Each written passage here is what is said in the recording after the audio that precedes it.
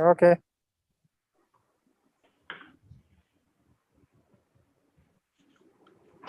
Okay.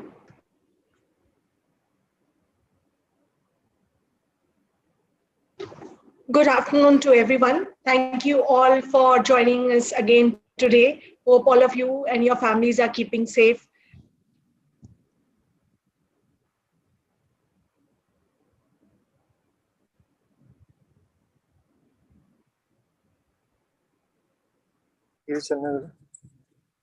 Sarika, we lost you.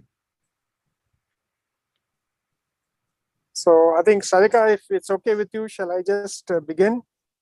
Yeah. Better. So, Yeah.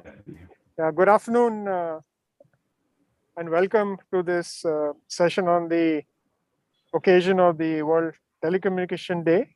It's the role of telecommunications in the fight against. Thank you all for joining us today.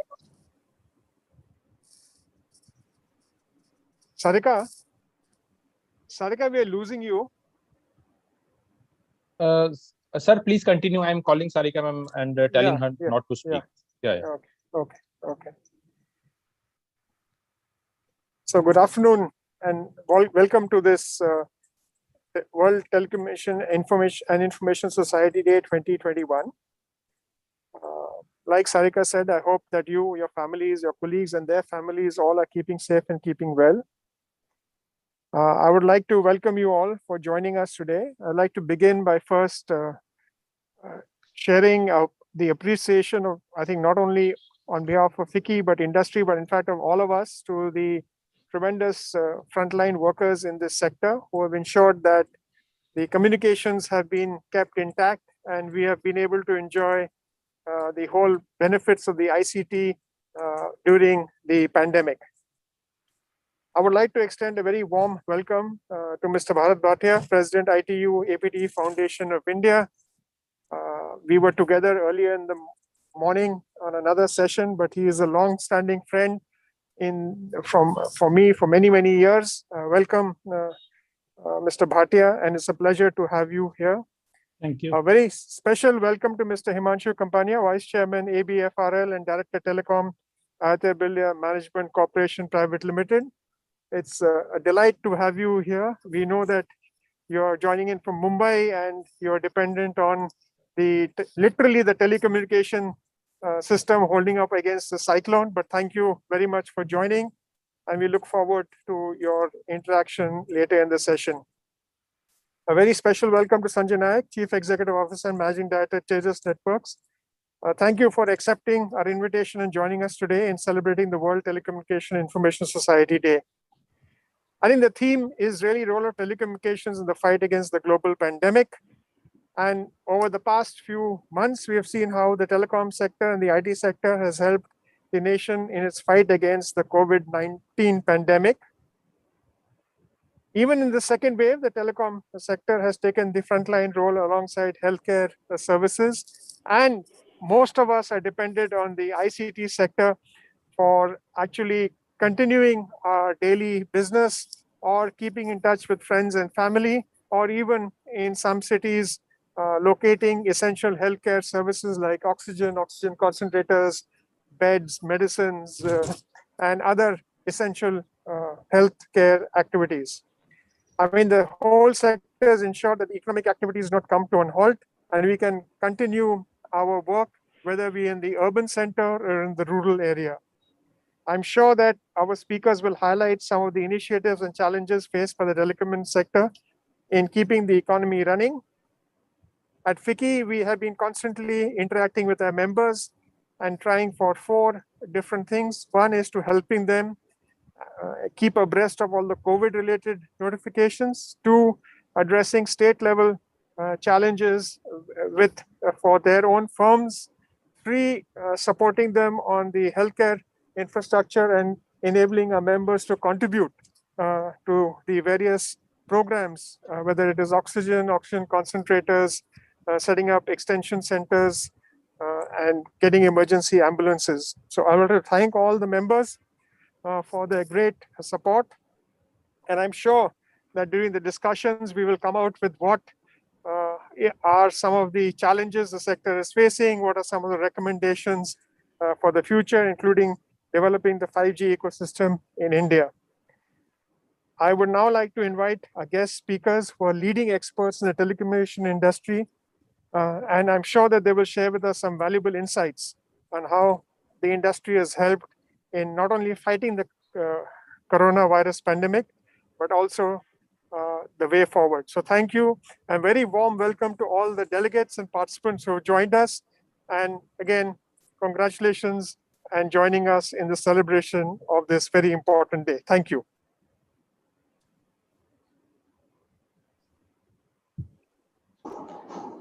Thank you, Mr. Chenoy. Thank you for delivering the welcome address and welcoming everybody on behalf of FICCI. Very well wrapped up that the main baseline for our country has been the telecom during this devastating period of the pandemic when it is going on. Without wasting any further time, now can I request Mr. Bharat Bhatia, President, ITU APT Foundation of India, to kindly deliver his opening remarks as a moderator. Yes, thank you, Sarika. And thanks, Dilip, for those opening words. Today is a very auspicious day in the history of telecom and information society. World Telecom Day, which was the earlier name for this day, has been celebrated ever since 1865. So we are talking of almost like more than 150 years that this global celebration of the role of telecommunication is highlighted on this particular day. In 2006, the World Telecom Day got merged into the World Information Day and became the World Telecom and Information Society Day. The World Information Day was celebrated by WSIS, another global forum. So today, the day that is being celebrated, I won't even call it celebration, but it highlights and marks the importance of the telecom and IT sector, as called as ICT sector, in the whole response to this COVID-19 challenge. And quite aptly, the theme for today that has been selected by the ITU is accelerating the digital transformation in challenging times. Because these are challenging times. And quite clearly, the digital transformation which has come along needs to be further accelerated. I have had, this is my third session today, but I think in the session just before that was hosted by me on the World Telecom Information Society Day, one very important thought came that we must first compliment our telecom soldiers, the telecom warriors. I think they have done a wonderful job. They have responded well. They are responding even today. And the way the whole society has functioned, even in this difficult time, gives credence to the role of telecom warriors, telecom soldiers, telecom participants, telecom fraternity. So first, let me thank all of you and compliment the whole telecom sector in India for standing up to this challenge. Had this happened 10 years back, I don't think we would have survived as we are, even though the difficult times, we are still surviving. But I think our response would not have been as solid and robust as it has been today. So thinking, just look at the way the telecom and IT sector has responded. From the Arogya Setu app that you have on your phone, from the CoWIN app and the CoWIN website, from what was told today was the COVID Savdhan, which was a messaging service that was developed by CDOT and was delivered, almost delivering 3 to 4 billion messages to people. All of this watches that, yes, we have done a lot.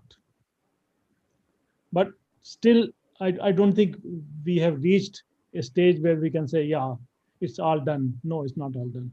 There are challenges, and three challenges that I would list out here. The first challenge, of course, is the connectivity.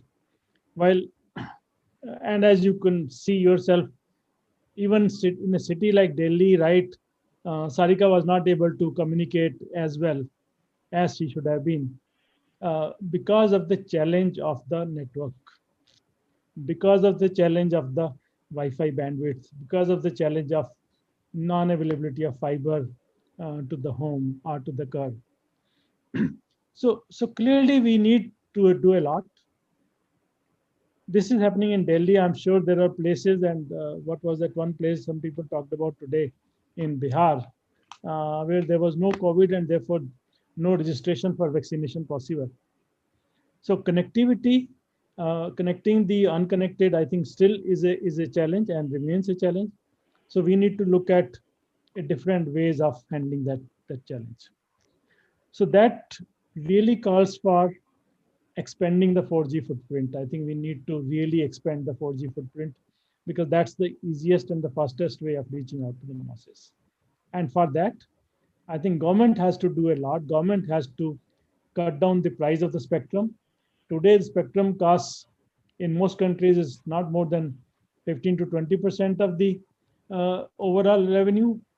And here in India, I'm told, not of the revenue, but of the investment. And here I'm told it's over 50, 60%, which is really not anyway. So I think we need to cut down the cost of the spectrum. We need to have a massive fiber rollout. We've done a wonderful job in the fiber rollout with BBNL and with all of these companies that are there. Today we have a lot of fiber available with these non-telcos, I would say, like you have the Power Grid or you have the Railtel, you have the others. Somehow we need to pool all that fiber into some way of connecting everybody, and of course laying down a lot of more fiber. So clearly expanding the 4G footprint, massive fiber rollout, and then the last mile, I think the broadband last mile through the Wi-Fi, that's another big challenge. Public Wi-Fi hotspot, I think, is a great answer, and PM Vani program has done a wonderful job. But I think we need to expand that. And for Wi-Fi itself, the spectrum is becoming a challenge in cities like multi-story buildings. Just on 2.4 and 5 gigahertz, it will not work. With so many, with 5 or 6 students working in one house, in every house in a building, the spectrum is just not enough. So we have to look at the 6 gigahertz spectrum, which is opened up in many countries. We have to look at E and V bands, and those need priority handling and priority delicensing. Then comes the completely unconnected areas like islands or mountain areas or those inaccessible areas. And that is where the new technology of LEO satellites, Bharti Telecom has taken ownership of the OneWeb as one of the satellite giants, but there are others, Telesat, Inmarsat, etc. And I think those LEO satellites will offer broadband connectivity to a number of places, and we need to really come up with a policy on those. So these are some of the initiatives I believe government needs to take quickly in this post-pandemic world. And this may not be the last. I mean, COVID was one, but this is not going to be the end of crisis. There are going to be more. There was the locust storms, and there's the the storm that is hitting Gujarat now, Tautai, and so many other challenges will keep coming. So I think we need to work on these. So what should be the priority areas for the government? I mean, let's look at what government should do. As I already listed, spectrum is clearly the priority, and making low-cost spectrum available to the operators should be the first priority. And that cannot happen because the spectrum has to be auctioned. So the only way to do that is to reduce or totally remove the reserved price for the spectrum. 700 megahertz band has been lying vacant for last 20 years and nothing has been done. So much wastage just because the price is so obnoxiously high. So we need to convince the government that please remove or reduce substantially the reserved price for spectrum auctions for the operators. Without that, I think we will not be able to move an inch forward. And of course, two other things, and I think Sanjay will talk more about that. The Atmanirbhar part. I think we need to be in the forefront of technology. We need to do our own manufacturing, and Tejas is a great example in that line, and many more. But I think we need more Indian companies, more Indian R&D, more Indian technology. We missed the 1G, 2G, 3G, 4G bus in terms of R&D. In 5G, at least we have done a very little in terms of the LMLC and a kind of indigenous technology, and that I know itself a challenge of not getting harmonized with the rest of the world. But for 6G, I think we have to start right now and be on the forefront of that technology when it comes.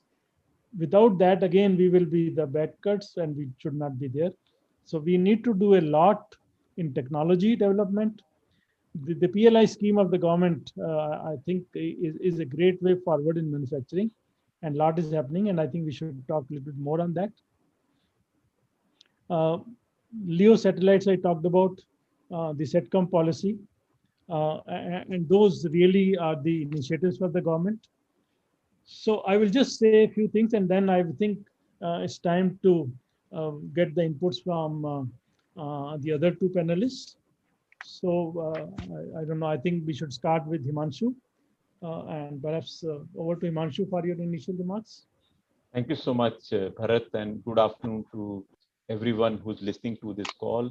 Good afternoon to Dilip, Sanjay, Sarika. On the occasion of World Telecommunication and Information Society Day 2021, it's my honor, Bharat Bhatia, to be part of this panel discussion on the role of telecommunication in its fight against this global pandemic and many more challenges, as you are correctly pointed out. But let's focus on COVID-19, as I think more of us are aware. Just a quick reminder that it has brought us a new set of challenges for a country like India. On one hand, we've had a humanitarian aspect, ensuring containment of the pandemic and optimal utilization of limited medical infrastructure at our disposal to minimize loss of life and ensure safety of the citizens. On the other hand, there is economic aspect of the country. Is going through cycles of lockdown to bring down people-to-people transmission of disease, namely ensuring business continuity and preventing loss of livelihood. Imposition of lockdowns, therefore, has accelerated digital adoption in India, as increasing number of people and businesses take to online channels to meet their needs. This was seen in the phase one, and it can now be seen as even faster adoption. To sustain this digital ecosystem, the role of telecom sector, I think, is paramount, and it is continue to become even more important. And this change brought about by this pandemic is not temporary. I believe it's been created a completely new order. Going forward, we will see a fundamental change in the way every profession works, whether it is teachers, doctors, chartered accountants, entertainers, celebrities, professionals, retailers, small scale and medium scale enterprises, office goers. Digital will not only be way of life, it's also our way of work. And we need significant higher level of connectivity. Bharat Bhatia talked about it. And it's not only connectivity, it's also bandwidth, given that consumers are now spending far more time online. This implies significant pressure on telecom infrastructure. For a person who has been engaged with the building telecom infrastructure for the last 25 years, I know the kind of pressures. And the pressures are coming from twofold. Number one, from the retail consumers and from the enterprise sides domain. So let's first talk about retail. Yes, there is higher voice communication, but also the data requirement of retail consumers are increasing exponentially. If you witness prior to the pandemic, the country was experiencing a double-digit growth. And for the last 4.5 years, the broadband subscribers have risen from 150 million to a current level of 765 million. But the second big wave which is coming in is the emergence of enterprise as a space where work is now shifting from work from their office space, from work from home, and which means a complete shift of need for internet and accessibility from a single location to multi locations at home at a very large bandwidth. What does it mean in terms of challenges for the telecom sector? First, First and foremost, multitude of large enterprises are declaring long periods of work. In fact, number of companies I'm aware have already declared 3 years work from home, closing down offices and giving not only thousands of employees, I know of some companies with lakhs of employees have been asked to work from home. And this will result in what? A fixed broadband network with a fiber-led network being to be supported by mobile broadband or home broadband, where you know what is the home broadband in this country. Second is one sector, which is the small scale and MSC sector, which was earlier didn't realize the importance of broadband connectivity. They realized it for their own personal use, but not for their work use. Now they're realizing it's important for their work use. So today, I'm in the city of Bombay that I'm operating. Restaurants are not closed. It's lockdown. Restaurants are not closed, but they are operating through a home delivery model. Shopkeepers today operate in a physical form from 7 to 11, and from 11 onwards, it's all delivery mode, and so is all the retailers. So is my chartered accountant, so is my doctor, so is my teacher, so is my small scale sector. Every manufacturing and every service end is operating on an online mode. And this is a permanent change. This is not a temporary change. That is the reason our estimate is at FICCI, at the head of TED Council, we've had multiple estimates. And our belief is at this presently usage in the country, which is at the level of 350 to 400 petabytes per day, India demand is going to touch to 2000 petabytes per day in the next 4 to 5 years time. And I'm just trying to put the exact numbers of what the topics which Bharat has raised in terms of spectrum is concerned. And therefore, for the country to be able to deliver bandwidth of quantities of 2500, which is we are discussing 6 times the bandwidth that we currently need, it is clearly we need to expand our 4G, no doubt about it, but we have to go much beyond that.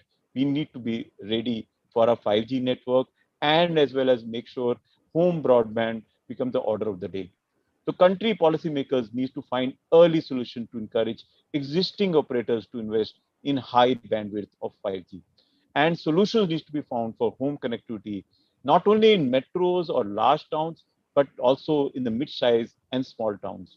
And therefore, a need for a massive expansion of fixed broadband networks. But contrary, paradoxically, that while there is a huge demand, and that's the backbone of our economy, digital is the way of life, and telecom is going to be the backbone of economy, the investor interest in creating 5G infrastructure is absolutely not there. And you can see that is the reason why, as Mr. Bhatia mentioned, there is a need to reboot Indian telecom access policy framework, which derives the entire digital ecosystem. And it is not limited only with availability of more spectrum. It will require ability of the industry as well as policymakers to work jointly and put their head together to find solutions. If the next round of investment, which is of the magnitude of 15 to 20 US billion dollars, that needs to be put. In fact, I correct myself, 40 billion US dollars that needs to be put up, over a lakh crores of rupees that needs to be put up for this kind of 5G network to be there. And for this, we have to find answers where with the revenues for the countries come from there. But this is more of it as we speak on the panel. Over to you, Mr. Bhatia. You are on mute, please. Yeah, thank you, Manshu. you really highlighted the main theme. I think investment is very important. Yes, I didn't talk about investment. I thought you would definitely cover that. And you also hit on a very important topic of this whole new paradigm that has happened, where people are working, the small business are working, but not open in that sense, but still working. And that's where a lot of the logistics and a lot of these new ways of serving reaching out to the customer has come in, and that's where telecom plays a great role in that. So we'll come to that in a while. But let me straight away go to Sanjay Naik first, and see what his initial thoughts are, and then we can come back to these some of the important questions that you have raised. Thank you. Sanjay. Thank you, Bharat. An honor to be a part of this really esteemed panel along with Himanshu, and especially on the day when we are commemorating the World Telecom Day. I had a few thoughts. We keep talking about digital divide and stuff like that. I must tell you, the last 12 to 14 months of the pandemic has actually taught that if you actually indeed have a digital device, it's a societal loss. It can be a calamity of a highest order which cannot be overcome. So let me give you a few things which we learned and which I thought, and I heard Bharat said that, thank God we are where we are in India today with the telecom connectivity. What would have happened 10 years back if something like this would have happened? In fact, I would actually fine tune that a little bit more and say, what would have happened 5 years back if this was there? Because while 5 years back, the urban India, the cities were connected, the villages were not connected. The BharatNet project, for example, and I'm personally aware of this details of the project, where how the citizen service centers, CSCs, are working in villages, how the whole lifeline of the last 14 months in terms of transfer of subsidies directly to the farmers, to bank accounts, to health, to telemedicine, to e-governance, you name it. I think if the rural India was not connected the way it has been connected, and I'm sure there's a lot of scope to improve, I think country would have been a far more disastrous situation than we would have ever imagined. And why just rural India? Let's talk about even the urban India. And I think Himanshu blatantly pointed out the order of underinvestment we have, especially in segments like high-speed connectivity, the fiber to the home, fiber to the whatever, because just imagine that today in a typical household in India, you're having 3 to 4 high power, high bandwidth users who are consuming order of magnitude more bandwidth than they were consuming a year before or 15 months before. You have learned from home, you work from home.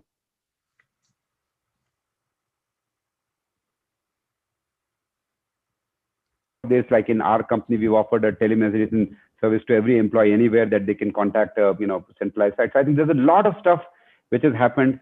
And even on the entertainment side, I mean, the fact that people have been confined to their homes for a long period of time, some kind of entertainment on the form of OTT platforms. I think so there's a whole bunch of stuff which has happened on the urban side and the rural side. So one thing is that telecom has become a mission critical infrastructure.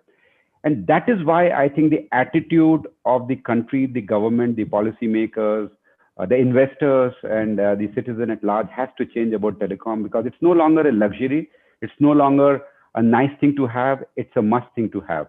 And when you talk about a nice thing to have versus a must thing to have, a few things have to come. And I'm coming at a cost of being a little bit controversial here, if so be it.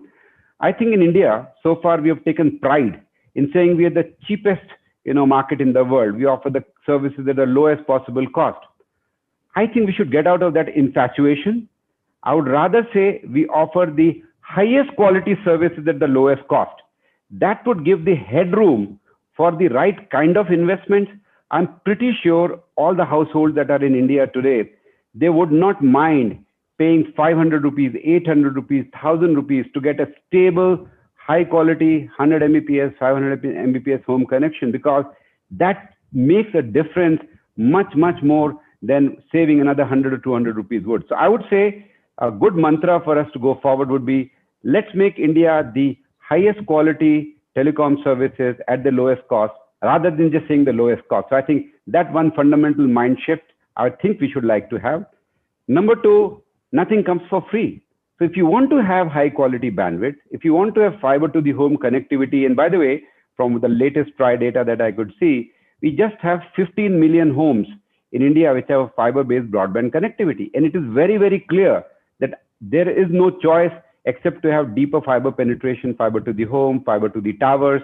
When 4G comes in a big way or 5G goes in a massive scale, you cannot do anything without fiberization.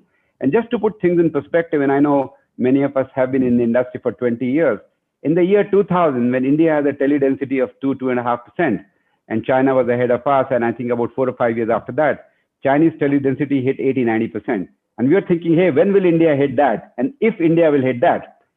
Let me just give you another similar thought process here. In the last 5 years, China has gone from almost no fiber broadband customers to 650 million fiber broadband customers in China. And in India, we are at 15 million. We have 198 million households in the country. And if you add another, small and medium enterprises, the one Himanshu talked about, we're talking another 50 million of there. We're talking of 250 million households at least, which are crying for high speed, high quality, and possibly affordable broadband services. This requires a completely different infrastructure and a completely different mindset. This will be the foundation for a robust 4G network, because 4G backhaul is the choking point today, because the spectrum comes alive. And once you get to 5G and you'll have a lot more base stations in the network, you'll need a lot more fiberization. So my whole point is, if you look at the fiberization of cell towers, we are still significantly lower than what it should be. And we will be way out of whack if we start 5G without this deep fiberization. Number two, on home broadband, we have the same situation. So what do we need to do? I think the government so far have taken the approach that a high cost of spectrum is a source of significant revenues. I think we should start changing the mindset and say telecom services and high quality telecom infrastructure is the source of revenues. It is a mission, like we invest in defense forces and we don't worry about how much we spend in defense.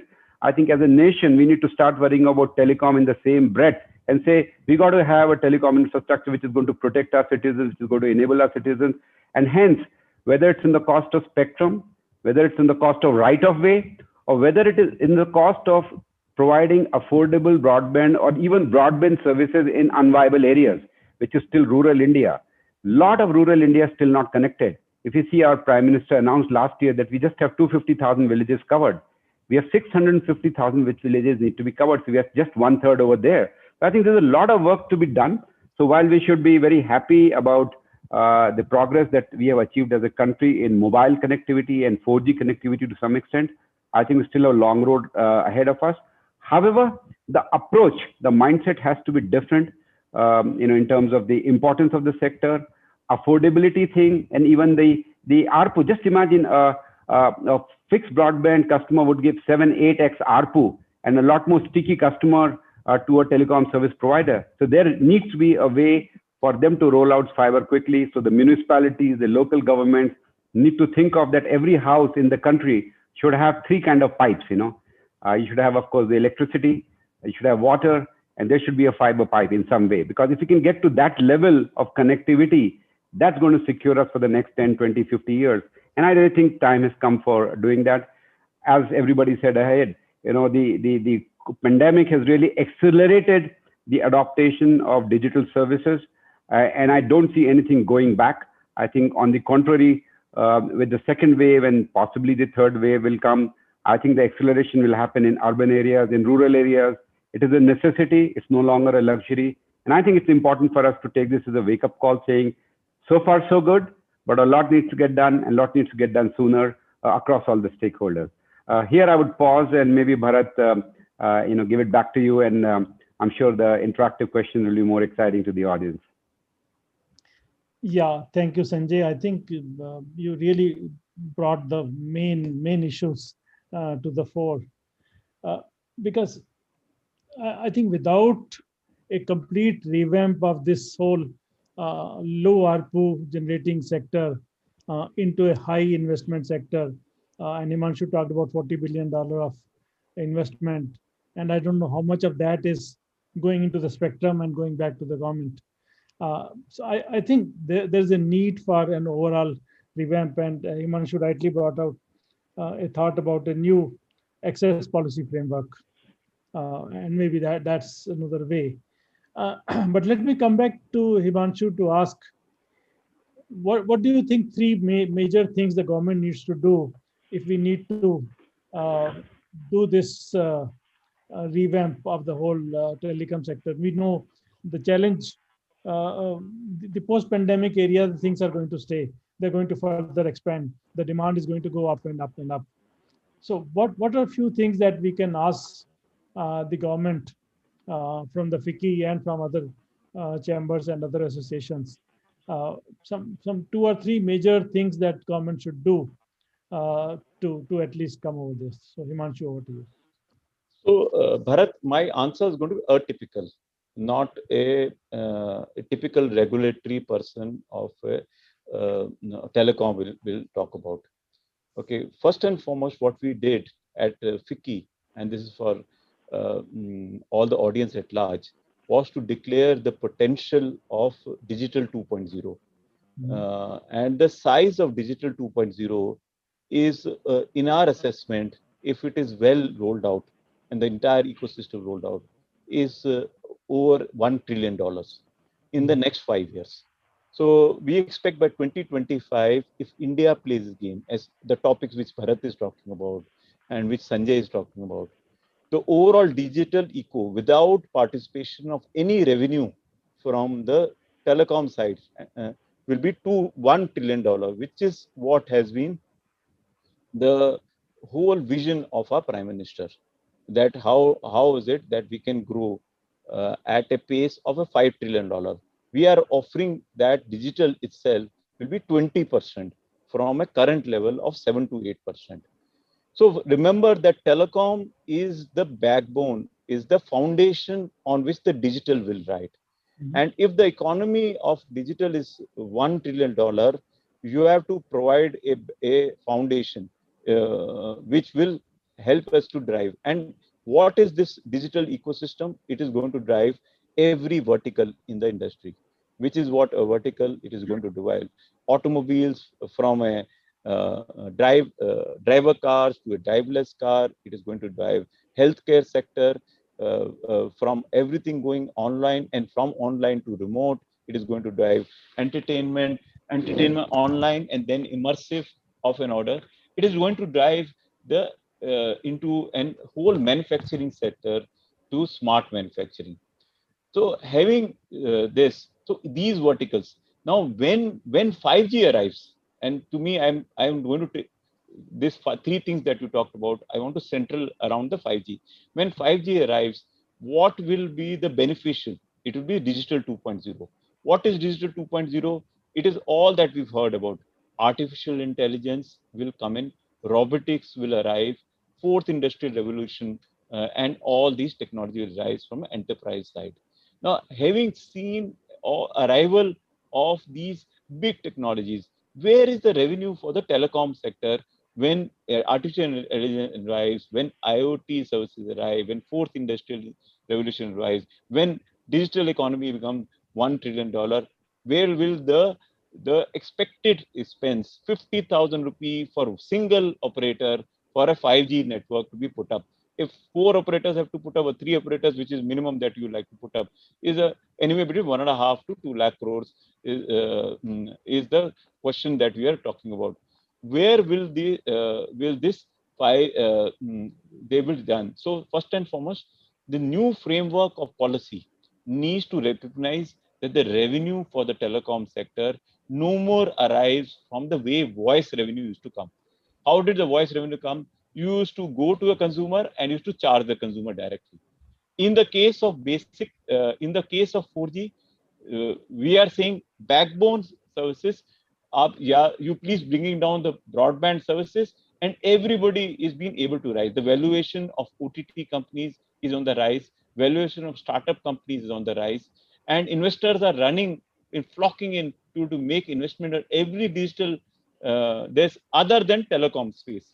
So telecom stocks continue to decline and digital stocks continue to rise. How is the two paradoxical things ever be possible? The basic backbone on which everything is going to run is going to die, and everything which is run on top of it is going to flourish. both paradoxes cannot exist. So there is a need to be able to some degree of revenue share. Either the model which Sanjay is talking about, get the price right, okay, which is where government can play a role, because brutal competition in India and the challenge of it is known to everybody.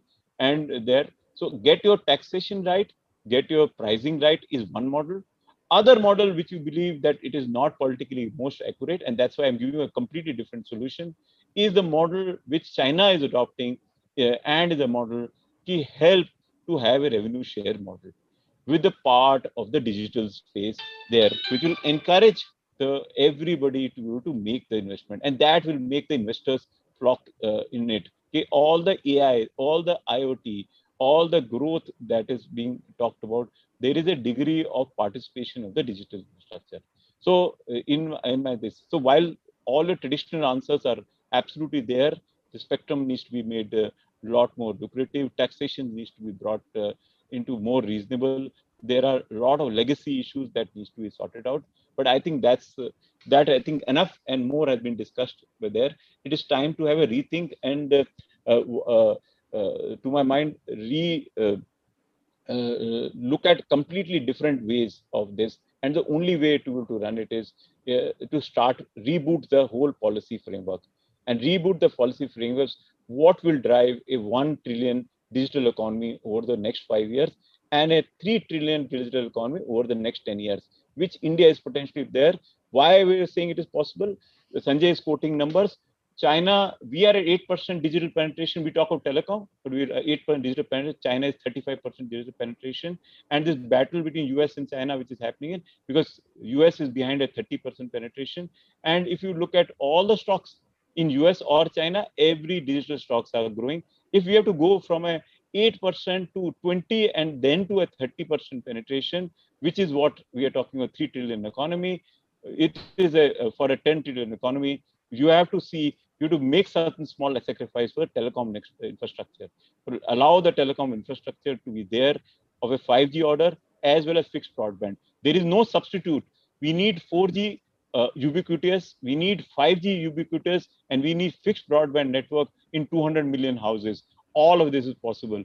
And somebody has to think much more broader than trying to look at one more incremental few crores this side, a little more taxation few crores this side. That will not get us to build infrastructure that's required. Sorry, it's not a typical answer, but I thought let me give you something different on this World Telecom Day. Great. I think a very, very different perspective, but I think this is from a higher level, and I think it gives a good overview.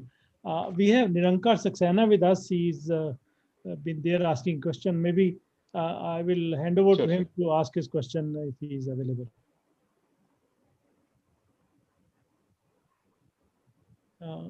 Thank you, Bharat.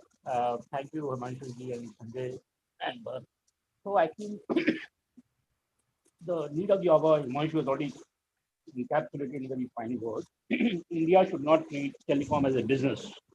India, if they want to build a digital infrastructure, they have to take it as an investment. And everything post-COVID will be more on the digital part. So it is a responsibility of the government to revamp and shake the whole policy and treat private sector telcos and broadcasters as their partner, as they're building infrastructure and serving the need of the today and tomorrow. Instead of auction, instead of revenues, this is not a revenue game this is the need of the country. So the voice of the industry should say that to follow what Himanshu has said is absolutely a follow statement. Second point is our USO fund is still on the books of ministries. It has never seen the last mile. It has to break the shell. So these are the two questions advice to the group, and rest, I think you guys are the leaders. We will absorb it what you say. Thank you very much. So Sanjay, you want to take a crack at that? Yeah, so just going further from what Nirankar said, that telecom infrastructure has to be treated like an investment. I just want to bring in another perspective, again, very important from what we have seen in the last 15 months. Again, a little bit controversial, but so be it. One of the things which I don't know if you guys have been following in the world, that semiconductor industry has gone through a completely different charge, shape, size than ever seen in the last 25 years. And before starting in telecom, I was in semiconductor industry for 10 years.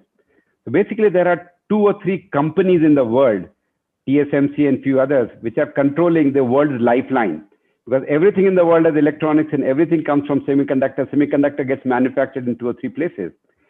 India is way too large a country, way too important an economy country to outsource the problem of a secure telecom infrastructure to someone else. It's like saying, you know what, we're a rich country, we can afford to buy food from anywhere. So let's just continue to buy food from, there's a lot of producers of food in the world. We can afford to buy and we'll be fine. I think we have to stop thinking like that.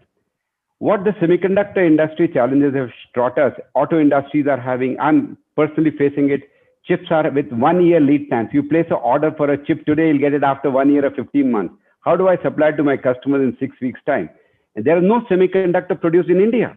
Forget about even US had outsourced a lot of their semiconductors, and now suddenly things are coming back. I just saw a news item yesterday. Korea has announced $450 billion investment over the next 3-4 years for setting up semiconductor fab. In India, we've been talking about setting up a semiconductor fab for the last 10 years. And Bharat, if you remember, we both have been working on ESDM policies since 2010. The first policy talked about bringing a semiconductor fab in the country. I don't know if you remember, we came up that import of electronics will be more than that of oil. All that has come true in our own lifetime in last 10 years. So my whole point is, we got to become, to a reasonable degree, Atmanirbhar in telecom. Because if telecom is going to be heart of the system, if you're going to be depending on it, can you depend on a telecom infrastructure from trusted sources or untrusted sources or imports or something else? Or are we as a company incapable in technology and R&D, as Bharat said, that why just manufacturing? We should be talking of technology and R&D.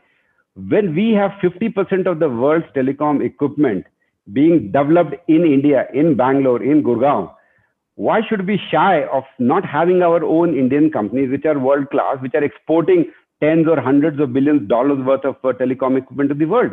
I think, again, as a country, I would say that manufacturing, design, and production of telecom equipment is no longer a luxury. It's no longer a nice thing to have. It is a must to have. Like a robust telecom infrastructure is must to have for network availability.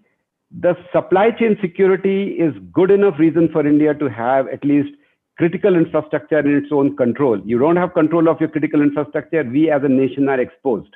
So I think we need to be thinking hard on that. Semiconductor is another area which goes along with telecom. So I think this is a wake-up call. The last 15 months is a wake-up call for us. We better become self-reliant in semiconductors. We better become self-reliant in telecom, because it is like food. We cannot be outsourcing this problem to the rest of the world. We can't be outsourcing our doctors to the rest of the world. If telecom is going to be the first level infrastructure of criticality in the nation, I think it's important to become Atmanirbhar, and to the extent possible. I'm not saying we need to take a 1-0 approach, but we should not be oblivious. We should not be thinking that, oh, we can easily import from XYZ, so why not? I think we have seen enough in the last 15 months to have a wake-up call on that. So I would say, again, while the telecom infrastructure needs investments, telecom design, manufacturing, R&D, and really self-reliance also needs investment. New set of policies need to come. Operators should be incentivized to buy Indian equipment. Government should spend the money, as Nirankar said, from the USO fund for fast acceleration of telecom infrastructure. For example, I don't see any reason why cities should not be given the USO fund and say, okay, go and lay fiber along all the poles in the city, and basically every street in the city or a village which has a pole going around, please lay fiber along with it. And suddenly you allow that fiber to be given to the telecom operator, so that Himanshu and others don't have to invest in replicating an infrastructure which is a basic infrastructure like a road or electricity pole. So for example, when we have to light up our home, we don't start with building electricity grid ourselves. We have a power grid which does that. We have a straight electricity board which does that. So why should we not be thinking, if I take the same example, that every home has a water pipe, electricity pipe, and a telecom pipe, let that pipe or the common infrastructure, the passive infrastructure of the last mile kind, be provided from the Universal Services Obligation Fund, and a robust infrastructure which is maintained by a common agency. There is no need for 5 agencies to maintain that. and then let the electronics and the network, which is the core of a network operator, be given to the thing. So I really feel a lot of rethinking is needed. Enough wake-up calls have come to all of us, and I think the ideas are there. The good news is we as a country are very rich in ideas, probably very poor in implementation. So I think it's time that we start executing on the ideas. Himanshu talked about a bunch of things. I, of course, made a few suggestions. Bharat, you talked about it. I think so. So we know what needs to get done. Money is available, as Nirankar said. There's more than 50,000 crores lying in the USO fund. Let's make good use of it.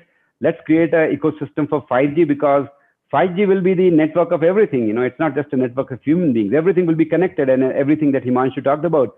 I think it's going to be a driver for economic growth. I think we can't be left behind.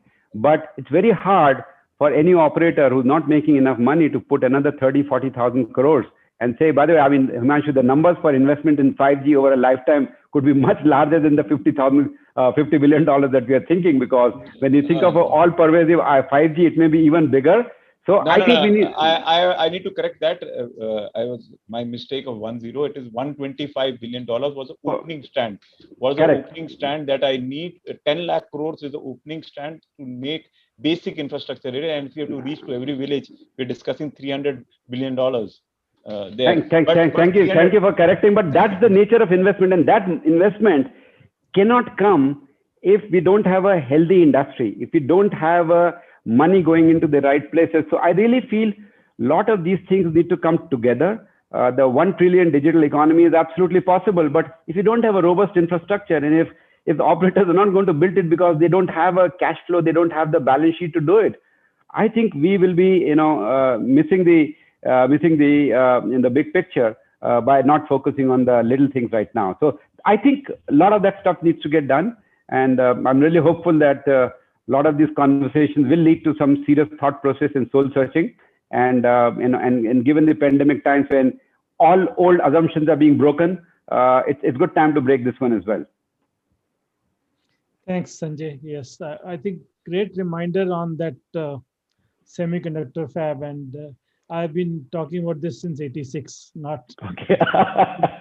You're predated than me then. I have started pushing the government in '86 that India needs, even when we had that semiconductor complex, which burned down later. But we are nowhere there, and I think very high priority is being given at the moment, as I understand from the government. And we not need one fab, at least we need 2 or 3 fabs.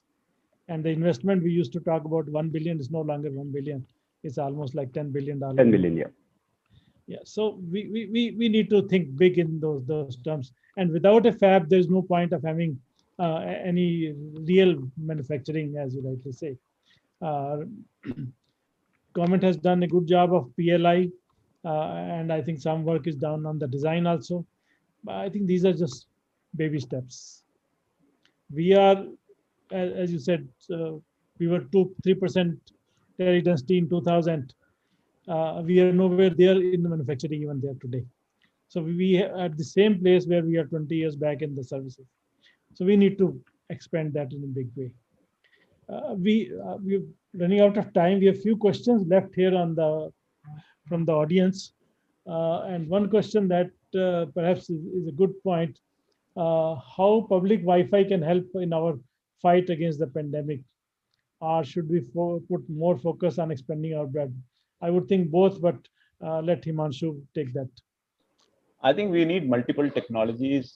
We talked about mobile networks.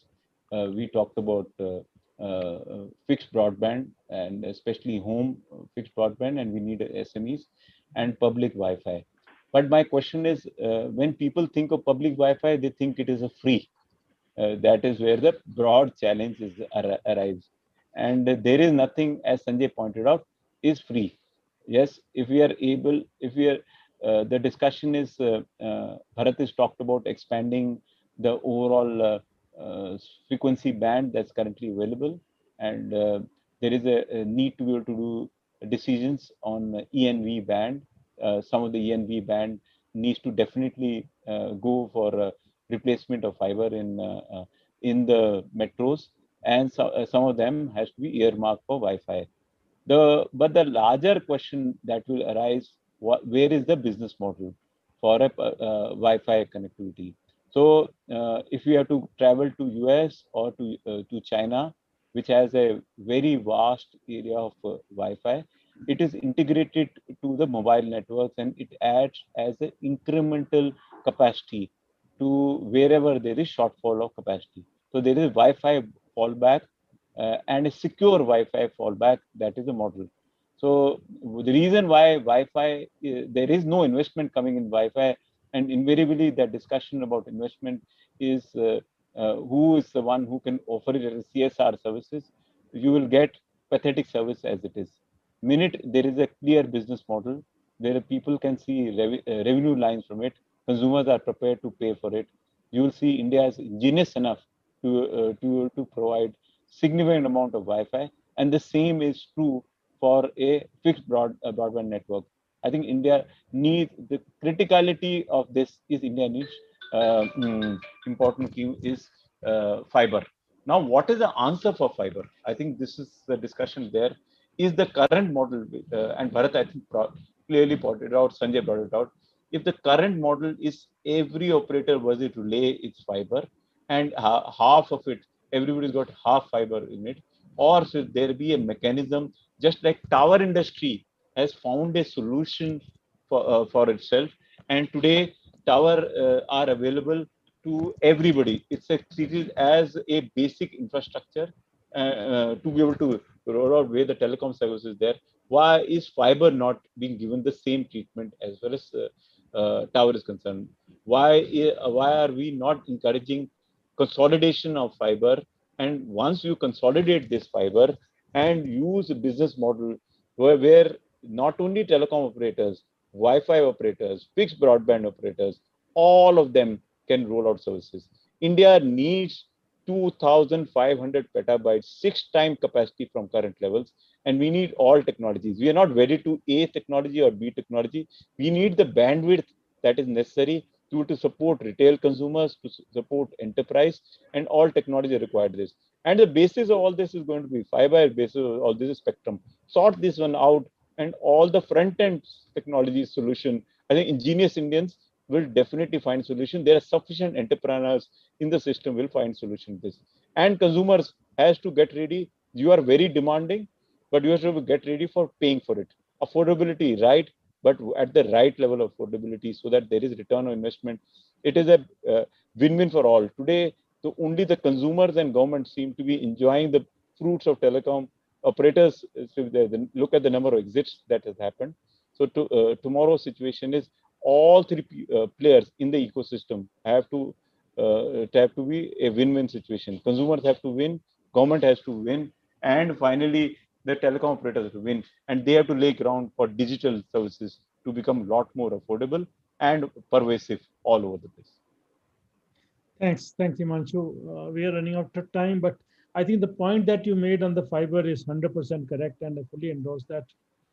Today itself, we have got 5 or 6 fiber entities. There's a fiber running around all the power lines. There's a fiber running around all the rail lines. There's fiber running around all the gas pipes. But none of that can be used because we don't have the right policy for sharing of that fiber network. Today in my area here in Delhi where I stay, 5 companies have dug the roads and put the fiber in. And I have 3 fibers coming into my home.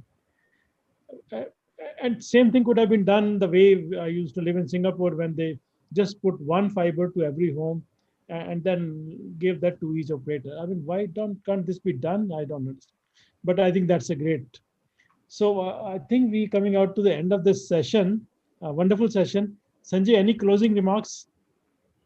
No, I think like all of us really thought through together is that telecom is way too important in infrastructure to be, treated with the one-dimensional angle that has been seen before. It needs to be looked at as a multi-dimensional, lever problem, and whether it's fiber, whether it's spectrum, whether it's monetizing the services better, common use of the infrastructure in the country. And I would say, just as a mantra, I think if you can just think about it, that India should aspire to become the lowest cost, but at the highest quality. So I think let's add the quality element into our telecom services. And if that means that the cost goes slightly higher or people are willing to pay money to get that, let's start striving for that, because being infatuated with the lowest cost alone has probably hurt the sector more than it has benefited. So we have, like Himanshu said, we have three stakeholders. Himanshu, actually two stakeholders are unhappy because the consumer also are unhappy because they want higher quality service. They are willing to pay more money, but the operators, even though they may want to, they are not able to do. So I think let's at least make two out of the three stakeholders happy, which is the consumer and the operator. And I'm sure if both of them are happy, the government will be happy. So I think let's really think of doing in that way and really take the sector forward. But it's a good time that the adversities always bring the best out of a situation. So I think given where the pandemic is, it's a good wake-up call for all of us. And let's look at telecom as a multi-dimensional, multi-lever opportunity rather than a cash cow with a one-dimensional segment. And I think that could be a good learning for all of us. That's really where I would like to close. Thank you. Thank you. Thank you. Any closing remarks, Himanshu? 30 seconds. Thank you so much. I think this is a very different discussion that we've had. In the past a lot of discussion about traditional, and we're trying to make incremental changing. The bigger point today's discussion on World Telecom Day is that time for incremental changes is over. Time for reboot is there. So what is gone is gone. But if you have to take this country forward, if you have to take, there is no more choice of Indians to remain a digital divide. The pandemic has taught us that it doesn't differentiate between urban and rural, and it is not going to differentiate. The first wave probably hit the aged, the second wave is hitting the working class, and we are here, the third wave is going to hit the children. So the need of the hour is we have to move fast. The way that the government is moving fast in getting our healthcare infrastructure, the same way large scale changes that's required in telecom needs to be rolled out, which will mean a reversal of interest. I think there is no dearth as far as money is concerned. The telecom sector needs a basic infrastructure. Some policy corrections, if we do, not only on the spectrum pricing, but also which will encourage huge scale of investments to correct some legacy issues, but actually will ensure that the revenues of future are protected. Investment will come in hordes. If the industry needs $125 billion of investment, I'm very confident we will get even much more than investment, because the future is the opportunities that has been thrown in the challenges of the pandemic are large. The way the individuals are going to live, the way they're going to work are dramatically changed. And if all of us are going to operate from our homes, there is going to be new solutions found as far as infrastructure is concerned. So government needs to be able to realize the importance of a new telecom policy framework, which is not drawn at bits and pieces of the past, but completely break away from this.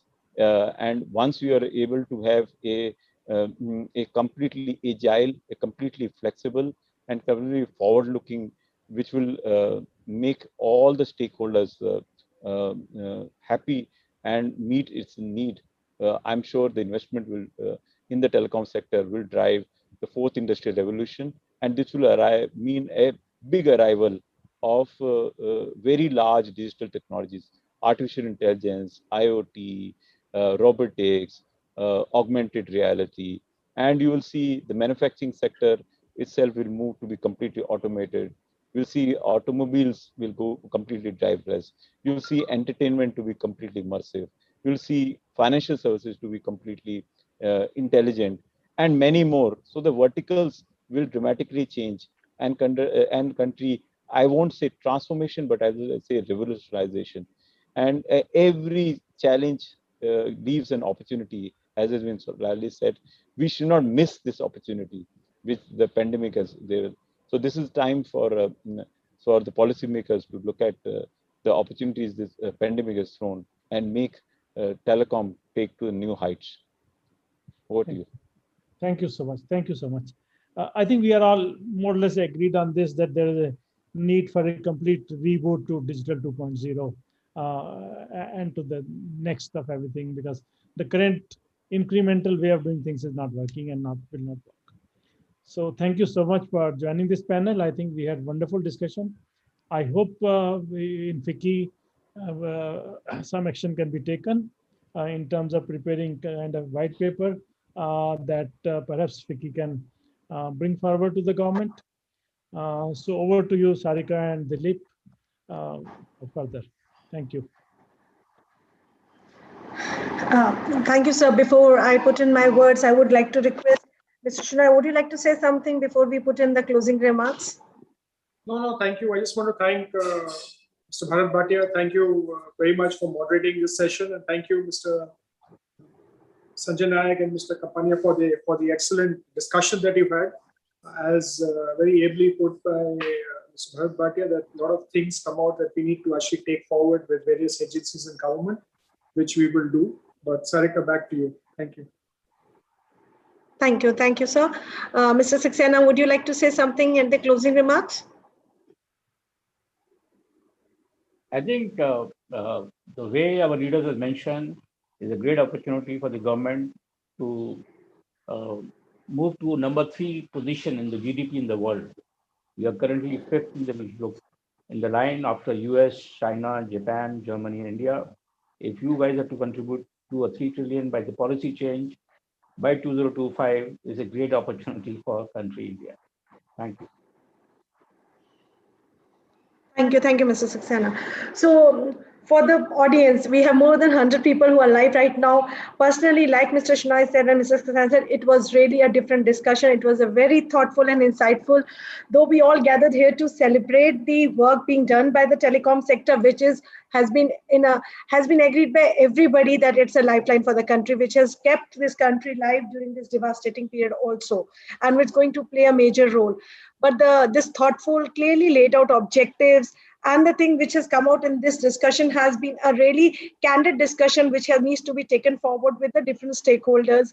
I would say, yes, like Mr. Nayak mentioned, if two are happy, the third would become happy. So I think the charter needs to be drawn so that the two become happy and eventually the third accepts it to make everybody happy. So that is something which FICCI would be happy to work with you all to draft that charter and work it further.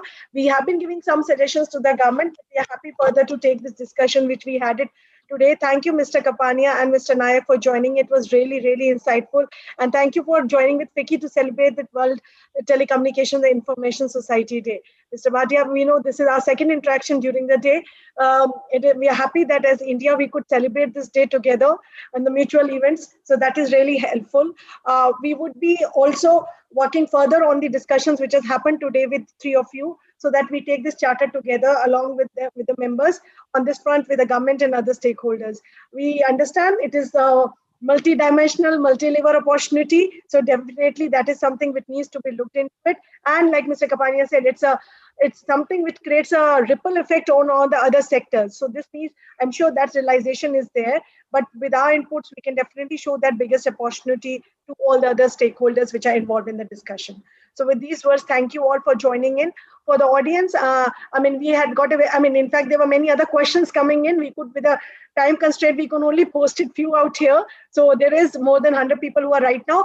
For the benefit of the audience, this is being telecasted on the FICCI Bike platform, where our annual expo is going on. So after the session, please do visit our annual expo. That will give you a good opportunity to see various things. So thank you, the experts and the stalwarts from the industry who could join in for this celebration. And I'm sure we'll take the discussion as this first step and have next steps with you all. I also like to thank the presence of our senior leadership, our Secretary General and Deputy Secretary General. Thank you for joining in and encouraging us for this discussion. Thank you all. With this, we would like to close this session. Thank you. Thank you. Thank you. Thank you. Thank you. Sir. Thank you.